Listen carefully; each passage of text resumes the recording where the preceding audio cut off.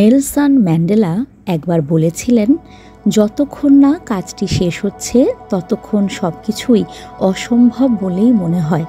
আর সত্যিই তাই। প্রতিটা বড় লক্ষ্য শুরুতে পাহাড়ের মতো মনে হয়, পরীক্ষার আগের রাতে মনে হয় সব শেষ, ব্যবসা শুরু করার সময় মনে হয় এটা কখনো চলবে না, নতুন কিছু শেখার সময় মনে হয় আমার দ্বারা হবে না।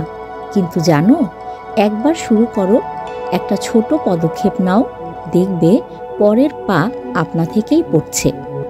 যে মানুষটা ২৭ বছর জেলে থেকে বেরিয়ে একটা দেশ বদলে দিতে পেরেছিলেন, তিনিই তো জানতেন শুরুটাই সবচেয়ে কঠিন।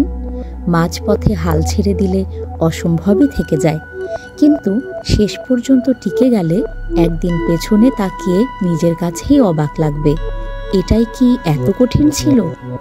তাই আজ যদি কোনো কাজ অসম্ভব মনে হয়, একবার ভেবে দেখো, তুমি কি সত্যিই শেষ পর্যন্ত চেষ্টা করেছ? যা শুরু করেছ সেটা শেষ করো, মাঝপথে থেমো না। কারণ অসম্ভব আর সম্ভবের মধ্যে পার্থক্য শুধু একটাই, চেষ্টা চালিয়ে যাওয়া। আজ যা অসম্ভব মনে হচ্ছে, কাল সেটাই হবে তোমার গর্বের গল্প। নিউজ ডেস্ক, সংযুক্ত।